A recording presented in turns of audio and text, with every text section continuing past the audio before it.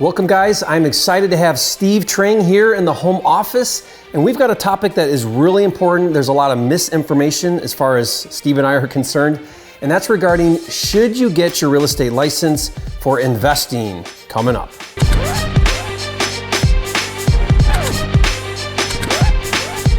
For a limited time, you can get a free copy of Jerry Norton's Quickstart Kit with everything you need to flip your first house in 30 days or less. Download it now at myquickstartkit.com. If you're new here, I'm Jerry Norton, and I went from dead broke to millionaire flipping houses, and after doing 1,000 deals, I started this channel to help you master the art of wholesaling and flipping so that you can live your dream life. Be sure to subscribe and click the bell icon to get notified when new videos are released. All right, Steve, thank you for being here. It's exciting to get to do this video with you. And you know, I don't know, Steve, if you know this, but you and I relate quite a bit in regards to kind of a little bit of our background and kind of what we do. More so, I think, than a lot of other people in the education space. So It's exciting for me to actually talk about this topic of your real estate license. But again, thank you for being here. It's exciting to have this opportunity. Oh, I mean, thank you for having me. And I am just blown away by this home office. I mean, I don't know if you can even call this a home office. Yeah, not a bad place to hang out, right? Yeah. Well, thank you. And thank you for coming. And, you know, it's great that you're local, but I sure enjoy kind of this type of face-to-face interaction when doing a video like this. So It's a lot of fun. And I want to talk about this topic of your real estate license. And I don't know if you know a little bit of my background, but when I got started about 16 years ago, there wasn't very much public tools or information to gather data. And so I started out as a wholesaler, and I got my real estate license strictly for access to the MLS so that I could comp properties and set up my own showings. And so it wasn't at all to be an agent, it was for the wholesaling business. And I found that getting my license just really helped with that. And so I did that for about 4 years, and then now about 10 years ago, I got my broker's license because the problem was every year I'd have to change brokers because I wasn't bringing sales in, no splits to the broker. He would sit me down and say, hey, you got to go. Your liability. So I got tired of changing brokers all the time because if you don't know, if you have your salesperson license, you have to be under a broker in order to stay active with that license. So I went ahead and got my broker's license to then not have to answer to anybody. And then I continued doing my thing. I've had my broker's license since. It's in Michigan. And it's still active. I've got a handful of agents. Nothing like what you do with 100 plus, was 120 or so agents? About 120 agents. Yeah. But as a wholesaler, licensed, and a huge proponent, I've been speaking out about this for years, of the benefits and the value and why investors, I think not just it's helpful or handy or beneficial, but actually my belief is you should get your real estate license if you're an investor. Now, I don't know if your stance is quite that strong, but I'd love to hear from you. So let's kind of start from there, Steve. So why your real estate license? Why do you have your real estate license? Well, I got my real estate license because I kind of went the wrong route. So before we even jump into that, I just wanted to say I started my own brokerage, the same reason why you started your own brokerage, where I didn't want to answer anybody, right? So I actually got licensed. So I read Think and Grow Rich. I said, okay, I'm going to become this real estate investor. I'm going to get out of the rat race. And this is back in 2006. And I started buying rental properties. And then I saw wait, this other realtor is making a crap load of money. What is going on over here? A year's worth of cash flow in one sale, Yeah. And so I got completely sidetracked. So I kind of called the lost decade. But it was really 7 or 8 years where I kind of went down the wrong road. So I became licensed because I wanted to make realtor money. And wholesaling wasn't a big thing at that time. It existed, but it wasn't a big thing. So were you doing listings and then buyer's agent, taking people out and showing properties, calling So that I never did. Yeah.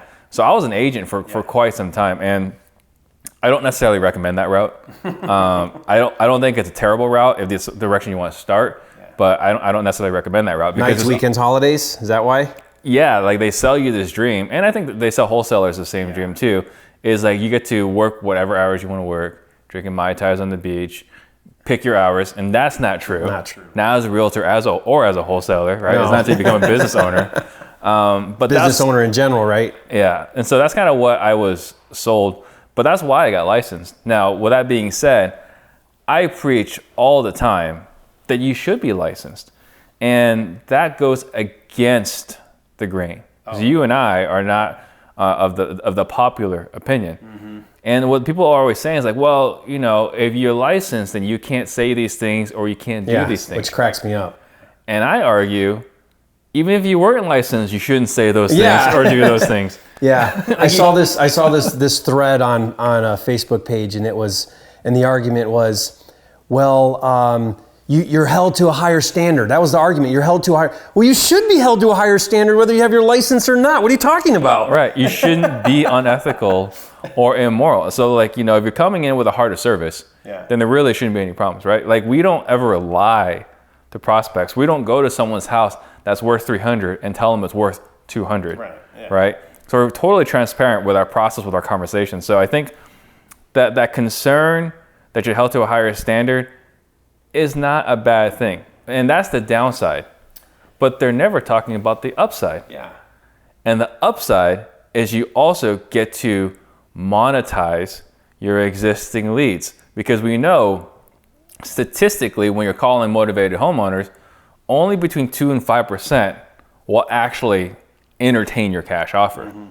There's another 95% that have raised their hand. Want to sell. Need to sell. They're motivated. I had a really good run before PPC got crazy. You know, back when it was just me versus Sean Terry. I had a really good run on PPC. Here in Phoenix, In Phoenix, where I was getting 7% listings all day. 7%. 7%. I would go to their home. Not 6%, 7%. 7%. Now, did I leave a lot of money? Which is about as much as you make on a wholesale deal or more. So at that time, it was great, right? So I think that you're dealing with a motivated homeowner who's happy to pay you commission to get them out of their situation. So these are homeowners that don't necessarily want your cash offer, may not be able to accept your cash offer. And there's other ways around that.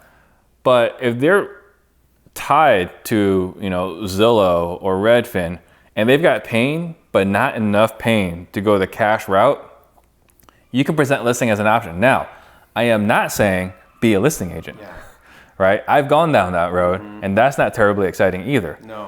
But you can get referrals is what we typically do. So you can approach this in one of two ways. You could have someone, you can refer it out and collect 25%. Which you have to have a license to get a referral. License to in most states. I think pretty much all states. All states. If you're not licensed, you're going to prison. Did you guys catch that? So let me back up a second what Steve's saying here. If you're a wholesaler and you go on appointment and you can't get the cash offer, but you offer to list it or refer them to somebody that will list it, you can get what I typically get is half of the listing commission. So if it's a 3%, I get 1.5% for referring that person to a listing agent. They do all the work, they list it, handle all of that, and I get paid 1.5%. To get that 1.5%, you have to have your real estate license. But if you think about it, Steve, I mean, I've run the numbers. In most states, it costs, except California, it costs about $1,000, maybe $1,500 to get your license, you know, all the fees. Maybe $1,000 a year to maintain your license with dues and so on. It's not very expensive to get and maintain a real estate license. And you can easily 10 times over, 20 times over, make up for that just in referrals, not even getting the full listing, just in referrals at half the listing, that just paid for it way more than it ever cost you. Exactly. And so you're talking about getting 50% referral fees. What you can do is, you mentioned 50%. If you have a team, you could have someone that just runs with these as an agent. They're the realtor on your team. You're a licensed realtor, but they're the realtor on the team running the transaction, and they'll take 50%. In some instances, you could pay them a salary if you wanted to, or pay them 30%. Like whatever you negotiate within that organization, you are free to do as a licensed realtor. Now that's just for local. Now, have you ever talked to someone who's like, well, I don't need to sell this house, but I got this other property back in Kansas, back in Florida. Well, what do? You can post it in a Facebook group, have them run the deal, and hope that they pay you. Because that's all you have to rely on, right? You got a handshake, you got a verbal Facebook message, maybe. But if you're a licensed realtor, now you can go on Zillow, find an agent over there, say, I've got this motivated seller, I want 25, 30, whatever you want to negotiate. And if you're good with that, now you can send them a referral agreement. And as long as you're licensed in one state, you can receive a commission in another state? Absolutely. Yeah, so you guys that do virtual or whatever, you know, that's, you just get your license, whatever, maybe your main market or where you're at or whatever, and then you can get those referral fees from wherever. I don't know. I just look, there's so much upside in getting a license. MLS, I mean, MLS, I don't care how good Zillow gets, how good Redfin gets, nothing beats the MLS because the filtering system is so robust. You can put in so many if-thens and all of these different scenarios where you can comp right down to basically your exact house that you're trying to comp, whereas Zillow and Redfin and they only have a handful of filters. It's consumer facing. It's not realtor facing. Yeah.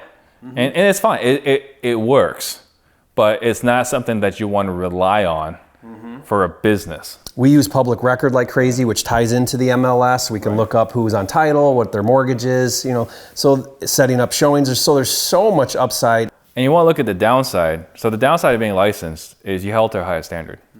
Okay, I mean, whatever. I should be ethical anyway. The downside of not being licensed and paying a bird dog fee or getting paid a bird dog fee is criminal. Yeah. Right? It's not like, hey, you get your hand slapped. Now, have I seen anyone go to prison for bird dogging? No, but it's 100% illegal. Oh yeah. And it's not just do a deal, it's marketing to do a deal. And it's in Illinois, it's a $25,000 fine. By the way, I'll put a link in the description, but I actually broke down that law blow by blow.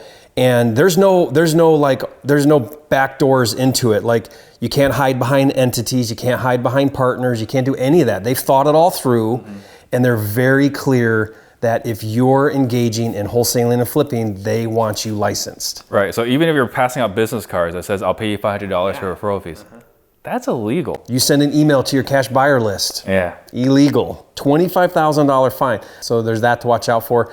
So I guess full circle back around to this, my personal belief is if you're serious about the business, if your plan is to be in this long term, make a career out of it, make a living out of it, you should really consider getting your real estate license. It's going to make you all around a better investor. You're going to be better educated, better trained. You're going to understand the whole process of real estate transactions a lot better. You're going to understand ethics. I think a lot of people run around doing all this stuff and they're not even really that aware that they're saying and doing things that are harmful to consumers, and they're just uneducated. Yeah. They watched a video on my channel yesterday, and here they are talking to sellers and doing harm. Some of it maybe is intentional, but regulation's coming. I'm not a big fan of regulation, but on the flip side, Steve, I'm actually looking at it like a real positive because I feel like it's going to thin the herd and it's going to legitimize the industry a little bit. I think people are going to exit the business because they're not willing to go through the work to get their real estate license, which means you shouldn't be in the industry anyway. All right. So I think it's in the end, regardless, here's my thought, regardless whether you agree, you disagree, a lot of people are upset about it, it's happening, it's coming to a state near you. Either get on board or go do something else. Embrace it though. Like, I've embraced it. Yeah. And just, again, ignorance of the law is not a defense. Upside is great, downside is protected. Like, there's just no good reason not to do it. Yeah. The one thing that I always make sure I try to say about it, and the only other thing, you mentioned the downside is you have to be ethical, which is funny, but there is one rule that you always have to follow, and that is disclosure. So what that means is the public has a right to know that you're licensed. So when you meet with sellers, when you really do anything, you have to say, I'm a real estate license. I have a real estate license, or I'm a licensed real estate agent. So what I do is on my contracts, when I buy, there's a clause that says buyer is a licensed agent. When I sell, seller is a licensed agent. And that keeps that disclosure, out there. So that's in our footer of every page in our document. Yeah. Principal is a licensed realtor in the state of Arizona. Make sure you understand disclosure. That's where you can get into trouble. I have a buddy who sent out a mailing. He's licensed. It landed on the doorstep of another agent who knew he was licensed. She didn't like him, reported him to the state. He had to pay a fine because he sent a direct mail piece and didn't disclose he was licensed. You got failure to disclose. Yeah. So anyway, that's that, guys. Again, thank you for joining me. If you haven't yet, be sure to subscribe to the channel with like 600 videos now. This is the #1 channel on all things wholesaling and flipping, and we'll see you on the next video.